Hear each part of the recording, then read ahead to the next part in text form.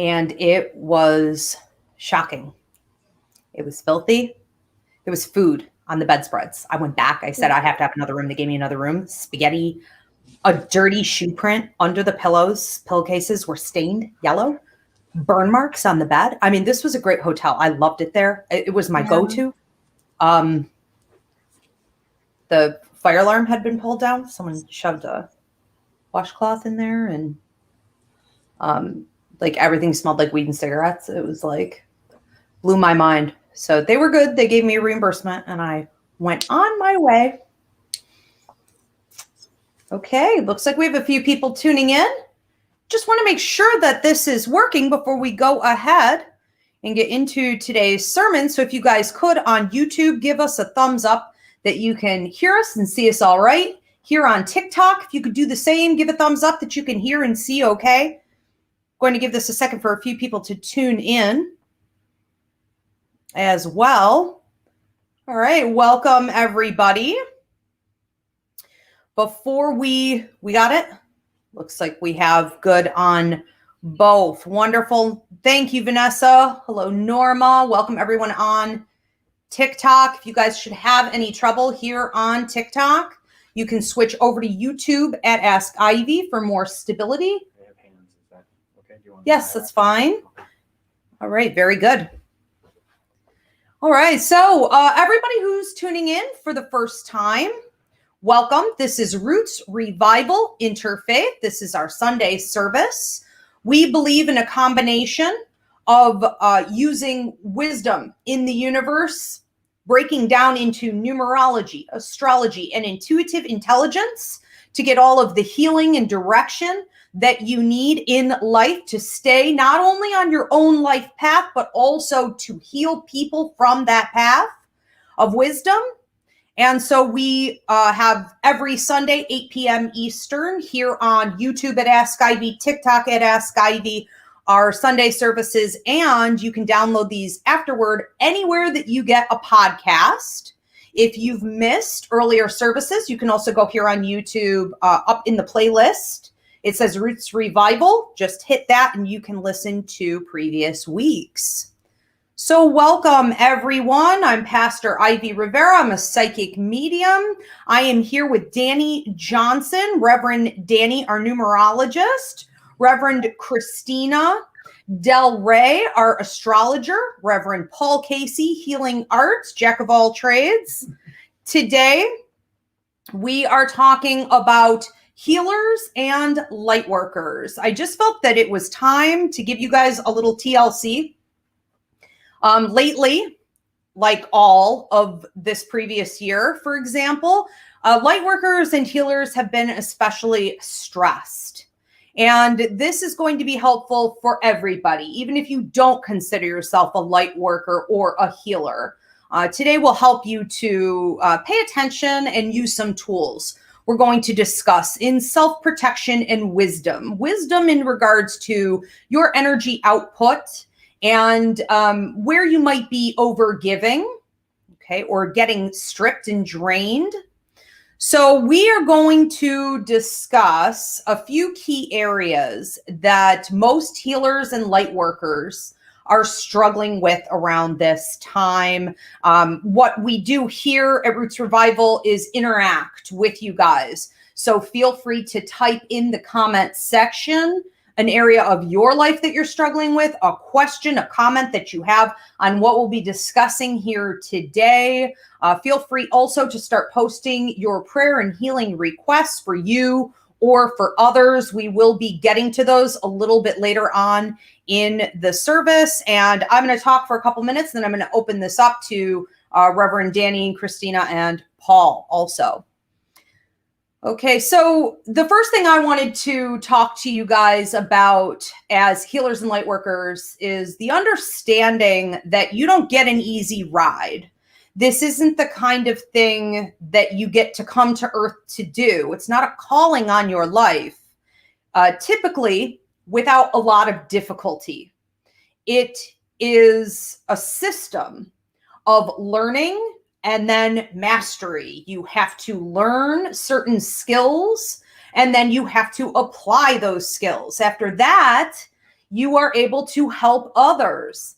And while we see a lot of people popping up, especially after the big awakening, in this previous year with the pandemic and whatnot, we see a lot of people popping up and they want to say, I'm a light worker, I'm a healer, I'm an empath, I do this and that and the other now. And that's fine and that's great. And I think we all need to be remembering that if we are here having a human experience, we are here to heal other people. That's true. But when we have that calling on our life to a heightened degree, it tends to not be such a charming thing. We tend to not be able to just wake up one day and decide that we're going to do it, for entertainment purposes or otherwise. It is sort of a brutal walk. And usually from the time of birth, we find that we're born into difficult situations. So whether it be abandonment or abuse in regards to our family, a really stressful, toxic environment, a lot of people had no childhood at all. It could be that you were born with some type of a disease or a disability and you really had to struggle. Maybe you're a minority, you were marginalized. There could be a million things that happen, and it doesn't have to all come from childhood, but that is typical to see. So whatever your difficulties have been, or whatever they continue to be, I think it's really important that today we take a little time to acknowledge that that's normal. If you're a light worker, if you're a healer, that we're all going through the fire and that it's sort of a testing process. It's kind of the universe's way of saying, okay, you have to walk the walk before you can talk the talk. And it really shouldn't be done otherwise, in my opinion. So we don't want to give too early. We don't want to assume that we made it. We don't want to cut the journey short. We have to go through that sort of grueling part of the process, do the shadow work, spend the time, understand that healing comes in waves and ebbs and flows. One day you'll be feeling like you're doing great with your healing journey. And then the next day you feel like you just got your teeth kicked in and you don't remember ever having accomplished anything with your healing at all. And it's like you're starting from square one. We have to remember that all of this is normal. And it's unfolding and it will continue to unfold for the rest of our lives. I also think it's important to take the time to value yourself and everything that you've gone through. It's important to pat yourself on the back and say, you know what, I'm not just going to focus on how hard it is, how painful it is, how bad I feel, how much work I still have left to do. Right? Especially when it comes to triggers and trauma responses and things. I think it's important to acknowledge where we are and understand that it's okay and that there will be more. With each new layer, there is more wisdom that comes to light. And we don't want to see it as like a race to the finish line, right? We want to understand that through each part of the process, we understand more about ourselves, about the universe, and how we can help other people. So please don't forget to apply it and to take the time. But that process of going through the fire is absolutely normal for healers and light workers. And other people may look at you and say, oh my God, your life, it's crazy what you go through. I've never seen anything like this. That's pretty common to hear. I also want to talk about unconditional love. A lot of you have been asking me lately, what do I do about not being able to come from a place of unconditional love? Whether it be that you're fed up with other people's behavior or greed, or people feel entitled to take and strip from your energy like vampires.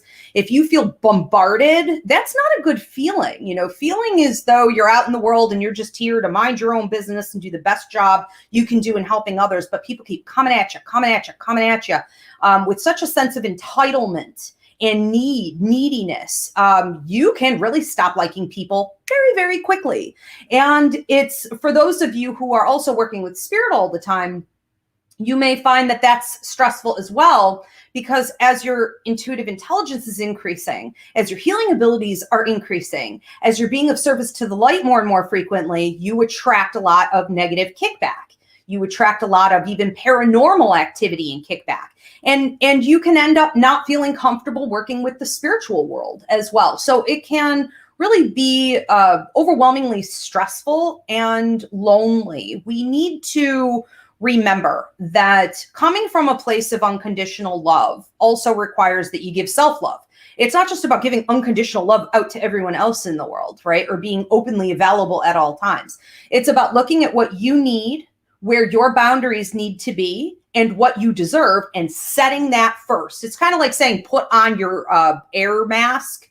You know, if the plane's going down, before you worry about everybody else, or you can't pour from an empty cup. It's this idea. So you have to take care of you first. That will make it easier for you to give unconditionally to others. One of the other things I would highly recommend is that you detach. Stop looking at people's behavior. Stop looking at people as though they are people.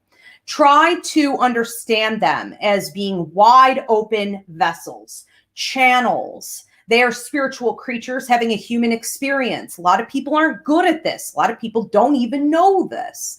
And so they are manipulated, just as we can all be. Because they're not mindful, because they're not in ownership of their energy, they're probably being manipulated by lower and darker energies in the universe more than they're being used by positive, higher up energies in the universe. And that could be us at any point. We all slip. And so try to see people more as energy and energy absorbers and open channels and vessels than actual people. It can help a lot in detaching, and it makes it more about them. That's their stuff. That's their problem. That's their lack of mindfulness, and less about what their intentions are or how they're misbehaving.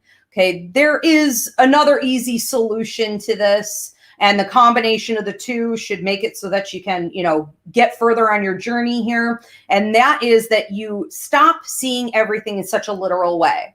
You're not working with a client. You're not helping someone in the grocery store. You're not taking a stressful training, because you feel that that's a requirement for you to be accepted out in the world as a light worker. You are doing it to be of service to the light. We have to remember that everything we do, whether it's out in public or it's behind closed doors, whether it's with your thoughts, it's with your energy emotionally and where you're putting your time and attention, everything we need to do at all times should be only to be of service to the light. So we need to look at the greater good, the higher vibration in everything, and just focus on that.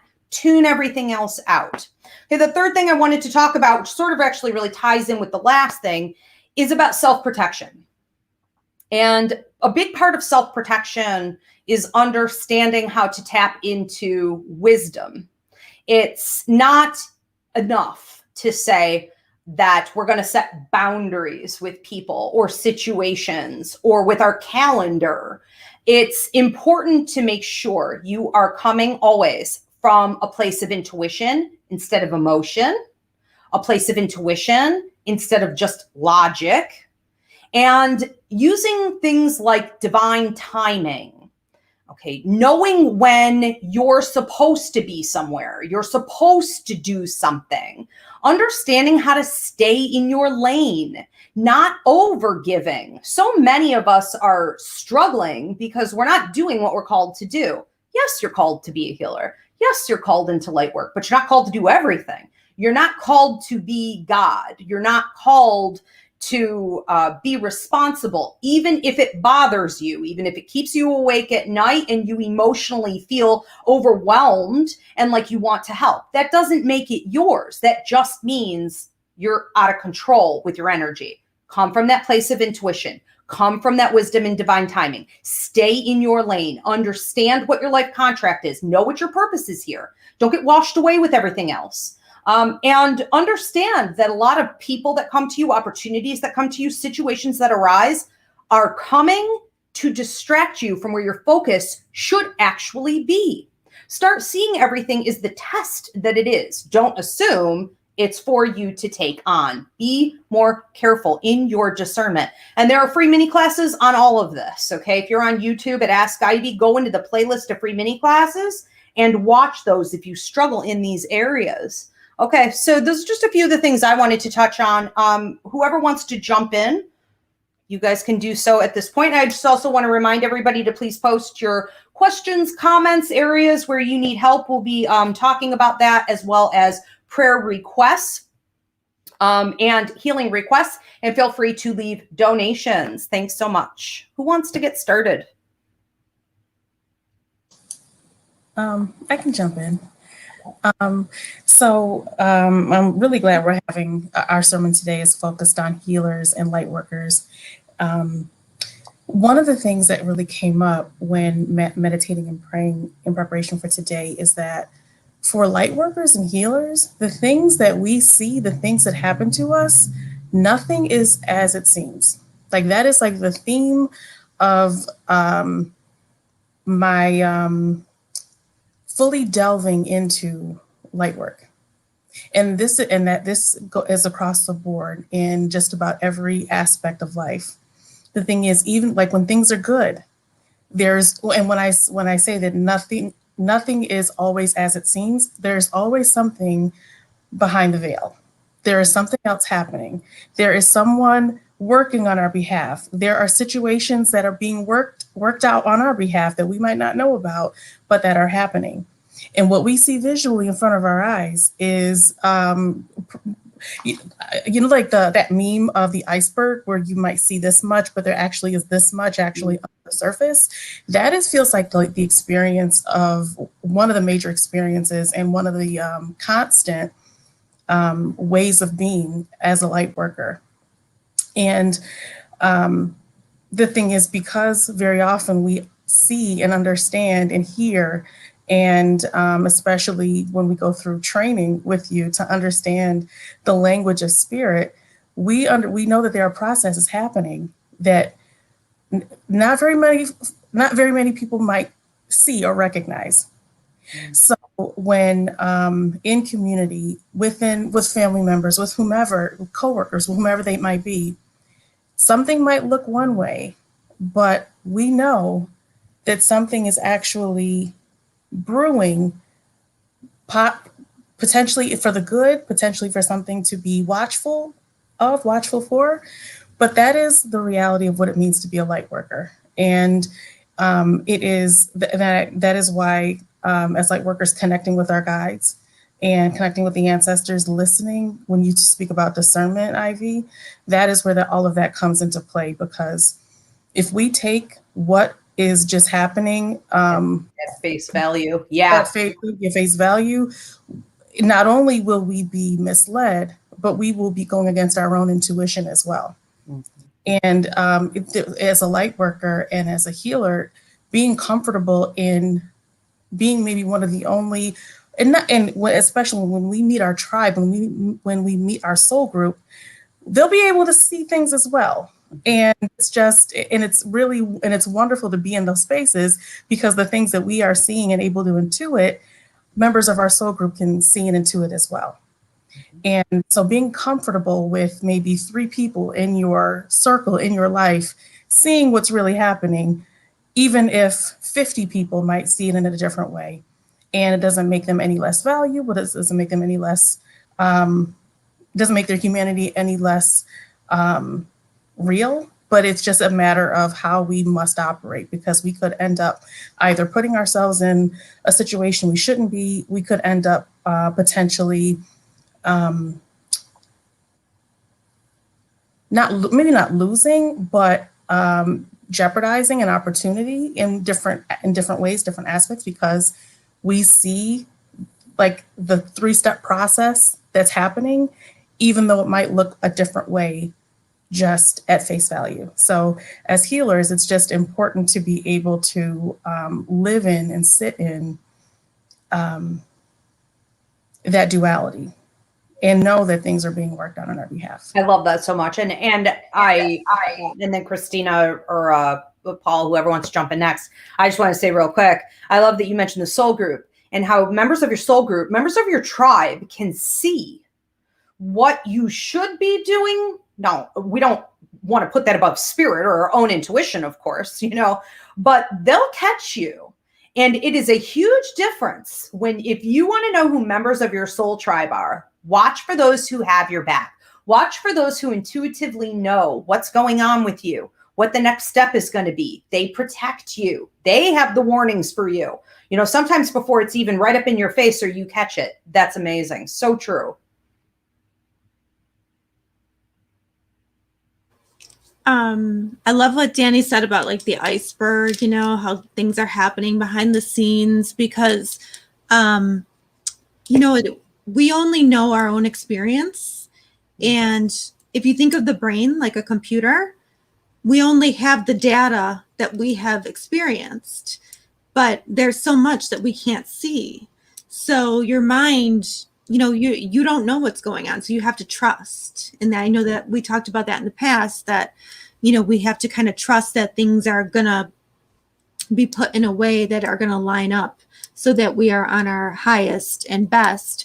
It reminded me when you were saying, Ivy, about how your soul group will have like your back kind of reminded me of like, I don't know, we went through a couple of years where we still talked once in a while, but you were kind of doing your thing. I was doing my thing. And every now and then I would have a dream about you and I would contact you and I'd be like, so I don't know what's going on, but here's what I dreamt. And you'd be like, oh yeah. Okay. Makes sense.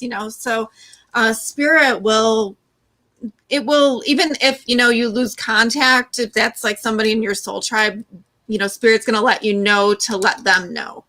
And that happened quite a bit with Ivy and I. We still do that all the time. We do. And even like one of the things that Christine and I accidentally do is like predicting who. You predicted Paul a year before he ever showed up, and predicting, I want to say it's a lot about relationships, being able to look at each other and see like who's going to support the other person, who's not going to be supporting the other person. And I think we have to remember that in dealing with other people, it's through relationships where we have our biggest burdens. And it's through relationships where we have our biggest breakthroughs. And so to be able to know that just by being near each other or not even near each other, it really is incredibly helpful. It's amazing, really. And I don't know, we were kind of talking about, you mentioned detachment, which I am learning. It is a skill, especially when you have a lot of water in your chart, or, you're a person who is very empathetic. It's difficult to detach, but I do love what you said about thinking of people as energy. That really, that's something I'm definitely going to try. And, when you are in the fire yourself, and it's very difficult to help somebody when you haven't walked a mile in their shoes. And, you know what I mean? Because then you have more experiences. So as much as walking through the fire kind of sucks, it is for a purpose. It's so that we can know what other people feel and we can help them through that as well. I know that you and I are doing a shadow work meeting. I don't know if we're calling it a class. We have a mini class. Paul, what is our official title? Shadow work part 2, secrets, contracts, and karma, I believe. Secrets, contracts, and karma, shadow work part 2. What's the date on that? June 2nd. June 2nd. Yeah, Christina and I, 8 p.m. Eastern. I'm super excited about that because I've learned a few tricks to detachment and, kind of looking at things the other way. Everybody, I don't know, like most people who know me know I'm really big into meditation.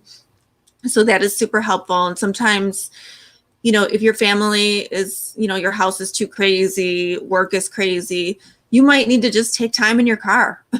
Yeah. Take a breath, stare at a tree. You have to do whatever. You have to make your environment so that you can, get back in touch with spirit in whatever way that is. And I know I've done a ton of meditating in my car or just sitting in my car and, just to chill out because, even when the kids were little and you didn't get 5 seconds to yourself, even to go to the bathroom, the car. And yeah, so I don't know. I think that I'm super excited about the shadow work. And, with the astrology chart too, sometimes you can, there's certain things you can predict. We don't know exactly what's going to happen, but we can predict that the energies are coming And sometimes that is helpful as well. Yeah, I think it's, as a light worker, I don't know what I would have done all these years if I wasn't paying attention to my astrology. Numerology is something I discovered a little later down the road when I saw patterns following me. I started to piece together how important numerology was too, but astrology was far more discussed, and it was there early on in my teenage years. And then I met Christina, maybe 10 years ago. And, I was always looking into it, but some of the biggest life changes I ever went through happened, thank God, after Christina and I started working together. And I think that if I didn't know not only when those things were going to hit, but what that was going to look like in my life, understanding it was up to my free will, it was up to me what I was going to do with it. But it was destiny charted that it was going to come. And without that information about when it was going to end, I think I would have gone bonkers. I think I would have really lost my mind and just, deteriorated into some state of despair. It really helps to know what is written for you. Yeah, it's also very karmic too, so there's certain things you can control, but there's certain things that you really can't. You have to go through the experience. But it's good to know that there's an end point. Yeah. And I know somebody asked on here, I was looking, how do you know you're a healer? The astrology chart helps with that too. It's not the only way. I know that for me, I just had to help people, and I know I'm in the right place. I work with students, and I'm, helping them emotionally and with schoolwork. And I know that that's the right place for me.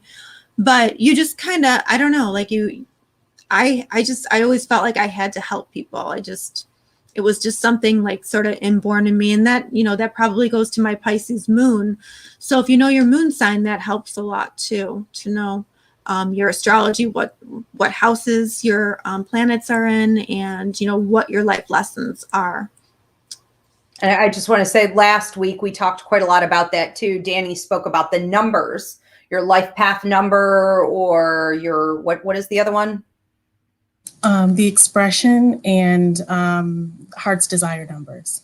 And what are the most common for light workers or healers to have? The most common are 7, where the number 7 is probably one of the most spiritually charged. I'm a 7. 7, no, that makes sense.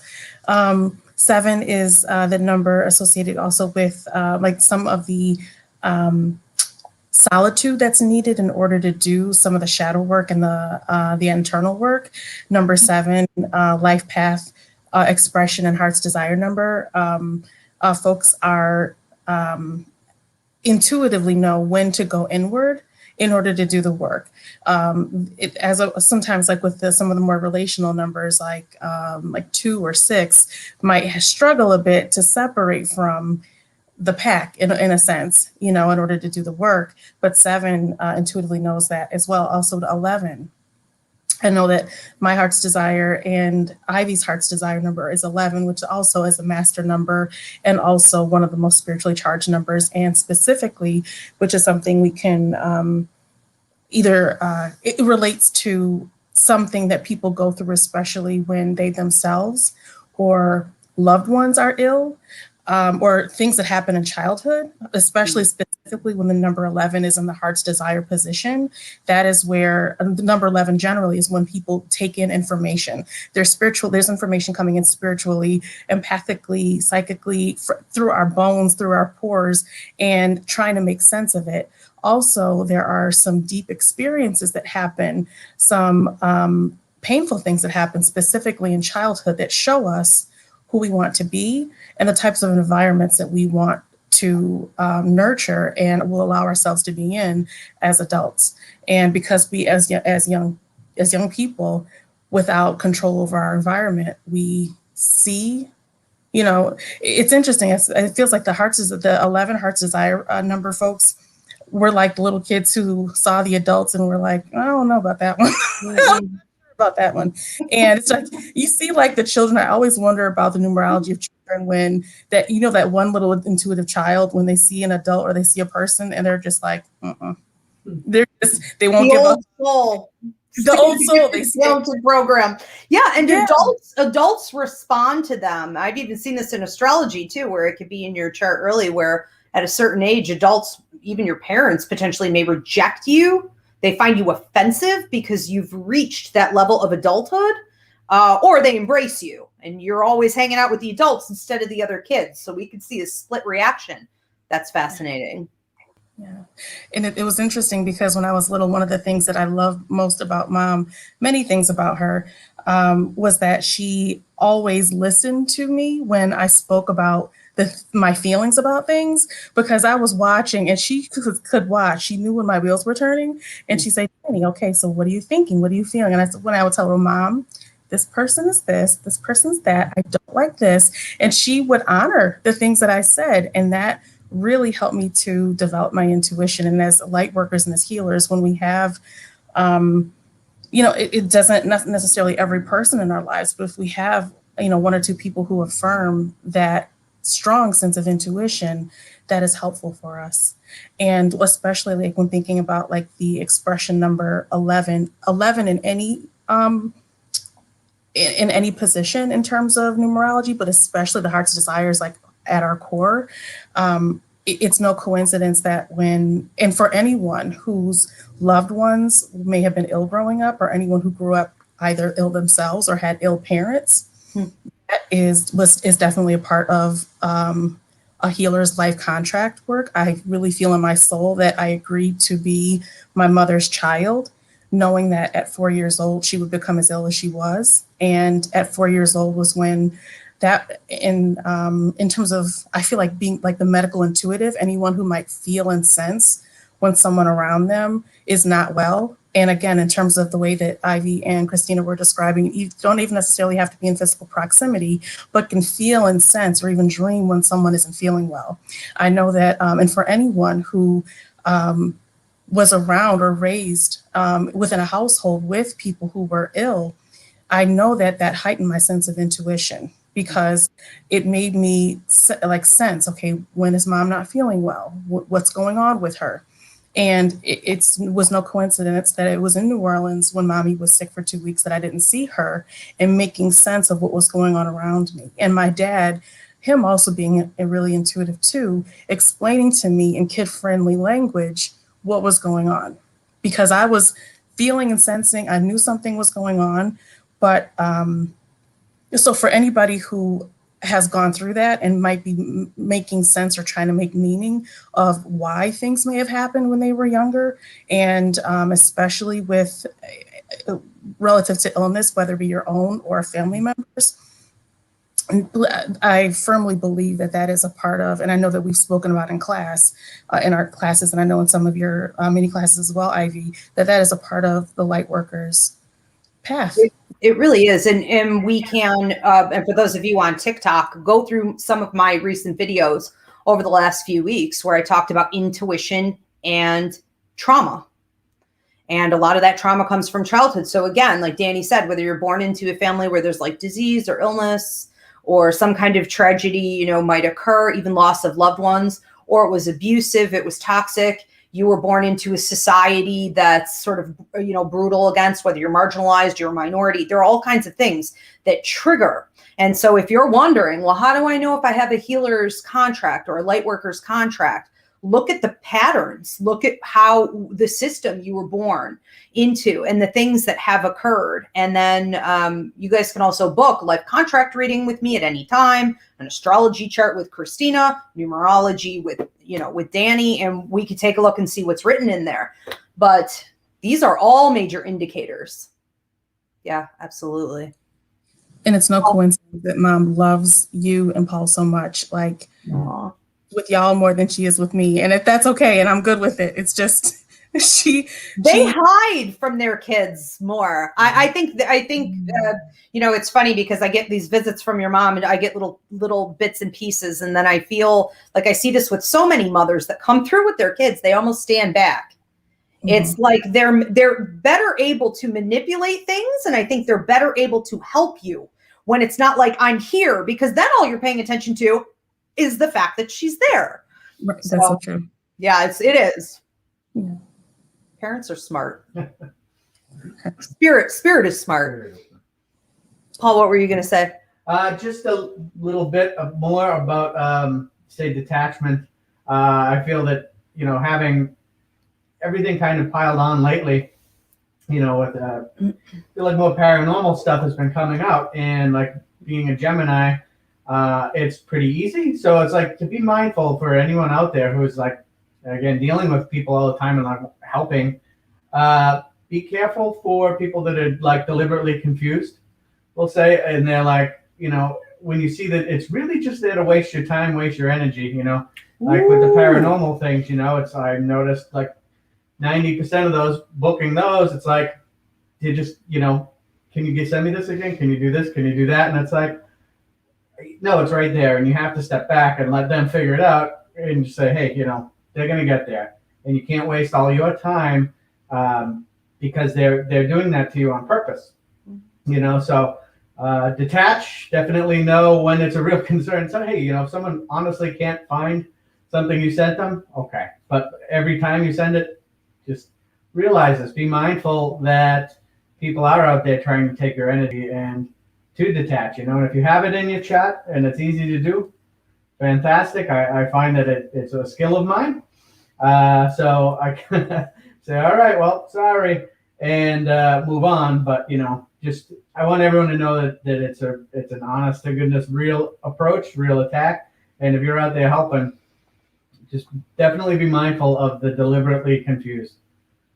I had to, took a while to train, Paul, when he started taking over parts of this business, right, this ministry, to understand how to protect his energy and not feed it. Don't feed people who are being deliberately confused, who are trying to stress him out, who are telling him repeatedly, I didn't get that, or it doesn't make sense, or it's not there, the website isn't working, or this or that or the other, or they waste a lot of time booking something very simple and then don't want to, go ahead and make it official.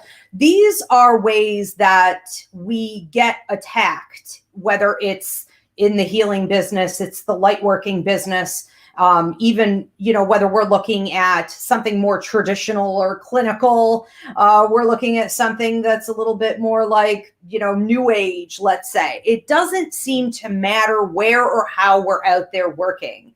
It is a manipulation tactic to strip us of our energy, to strip us of our patience, to strip us of our ability to give from a place of unconditional love until you're at this burnout place where you just want to wring everyone's neck and you don't want to help anymore.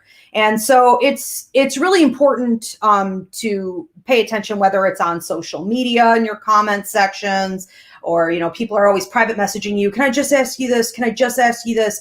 Me, all the time. Or they don't want to help themselves. You give them help. You give them a healing. You give them a reading. You give them the advice that Spirit wanted you to channel. And they're not even listening to you anyways. You have to know how to make sure that you are getting some kind of reciprocity there, whether it's actual payment ahead of time before you show up so they can't stiff you, or it's saying, you know what, I'm going to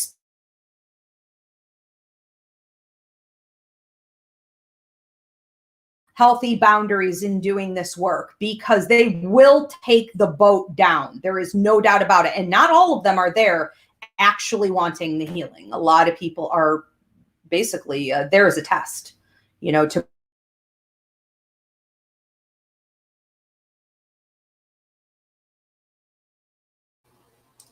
Did we lose Ivy?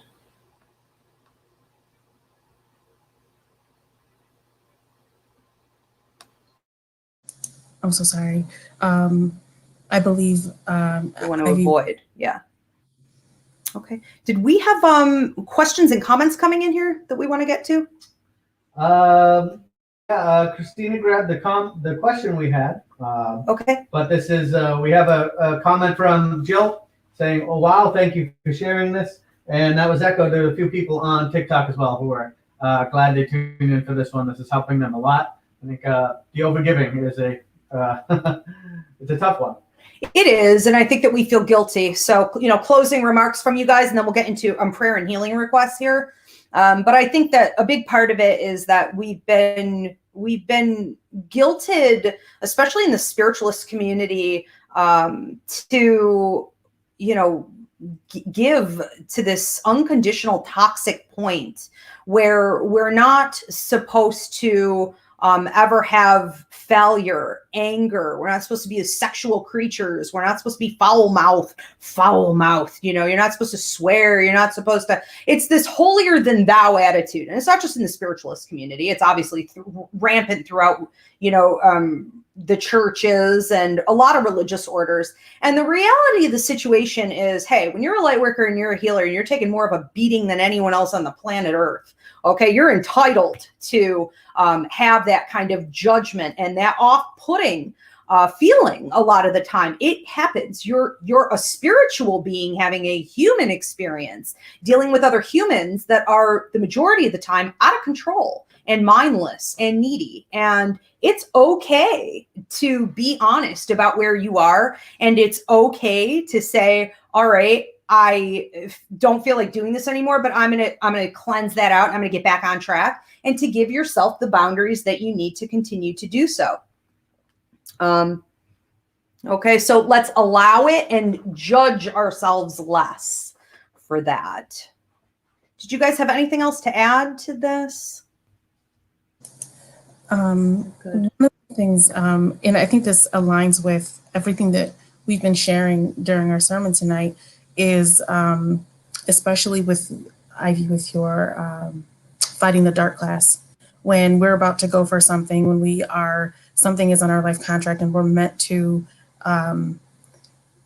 pursue it, and it's something that we deserve. It's like, I so appreciate when you said like clockwork. You can set your watch by something trying to put an obstacle in your way, something trying to deter you from that particular opportunity. And the thing is, which more than likely has your name on it. The thing is, and I so appreciate when you share, when you say that when those obstacles come up, those are actually more of an indication that we're on the right track versus not. Because one of the things that it just breaks my heart to see is when people consider dropping out of something, stopping to apply for something, completely giving up an opportunity in any aspect or realm of their lives that could really enhance their lives and help them to level up, but they're going to give it up because they think that the obstacles are a sign that they shouldn't do it.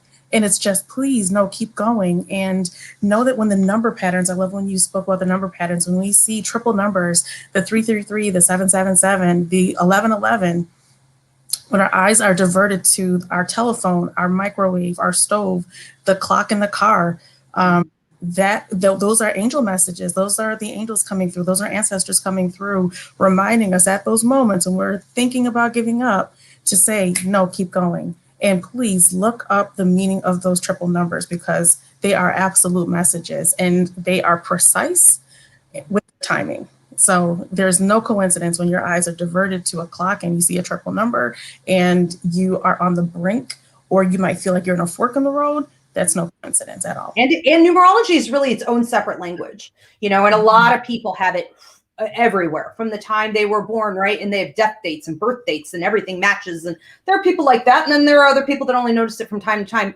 Paul, if you could put Danny's numerology class in the comments here. For those of you who want to study numerology, it's around you all the time. You want to learn more. I would highly recommend to get, educated on this. And I just want to recommend also one of the free mini classes here on YouTube. So if you're on YouTube at Ask Ivy, go to the playlist and look up a free mini class called Fighting the Dark, where I break down the 5 different key ways where it's what Danny was just speaking about. New level, new devil. Every single time you are about to level up, you go through attacks.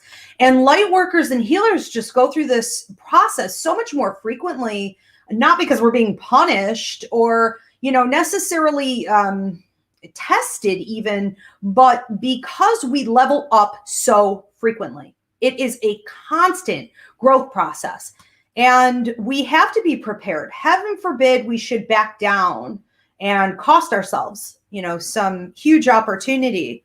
Yeah, it happens all the time because we feel that kickback from the universe. Life gets really hard. Everything appears to be falling apart. It's a sign that you're going in the right direction sometimes. Don't back down. Be careful. So true. I think too, like you always remind me to ask my spirit guides for help, to ask the angels for help. So I've been trying to do that more, and I think that helps as well when you're, a healer and you're trying to navigate healing and trauma and all that stuff. So that's one of the things that I think has really helped me. Yeah, amen. Stay in touch with your ancestors and your guides. Absolutely. Paul, did we have questions or comments, extra ones coming in here?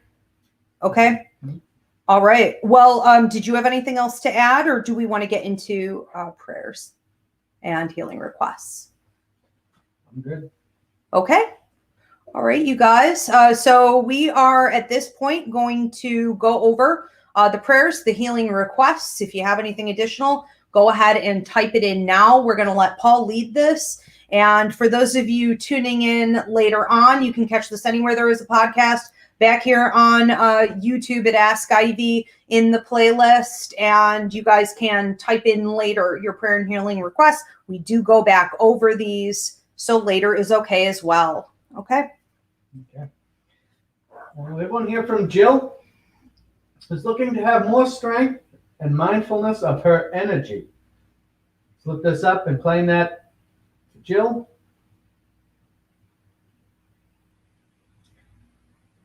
And I want to add one here for anybody struggling with the loss of a pet. To find the strength to move through this and to know that the pet, your loved pet, is still with you always. And that you will have the strength to move on through that. So I want to claim that for anybody in that situation. Okay. Okay, I just want to add to this prayers and healing intervention by angels, guides, ancestors, to all of our fellow light workers and healers out there who are struggling to figure out whether or not they have mental health problems, they have physical conditions, they have, especially things like anxiety and depression. They don't understand energy overload and where it's coming from. Okay, I ask that they are given the guidance that they need and are brought here to cross our path so that they can be educated on what's happening and start controlling the energy to make them stronger in themselves and stronger as healers and light workers to go out into the world.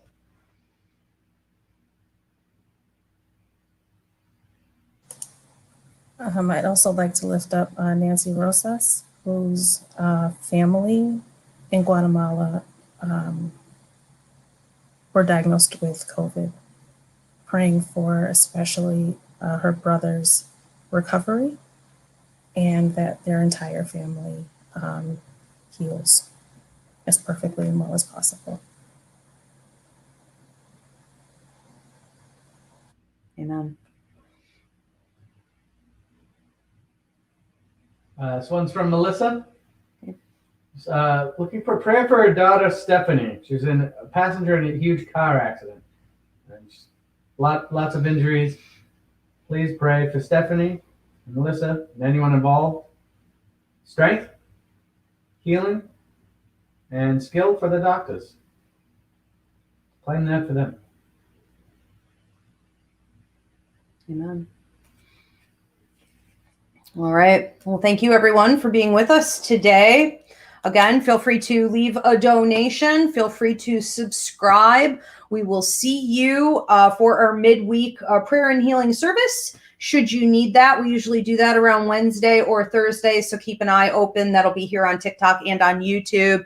Again, if you want to listen to previous services, you can go anywhere there's a podcast or here on YouTube, hit the playlist under Roots Revival to listen to all of those. And hope you guys have a great week. Hope this helped to strengthen you. We appreciate your feedback and any future sermons that you would like to see us do. Please type that in the comments here and do share this information with others. You have a social media account, be a healer, take this, get it out there, share it. We need to come together more, having these sort of candid discussions right? And what's really going on, and get away from this airy-fairy concept of like perfection. All right. We need to get real about this. It's tough times, but we're doing great things. And we are definitely in the awakening. It's exciting times. Thank you, Danny, Paul, Christina, for being here. And I will see you guys next week. Thank you, Spirit. Thank you. Thank you. It's wonderful being here.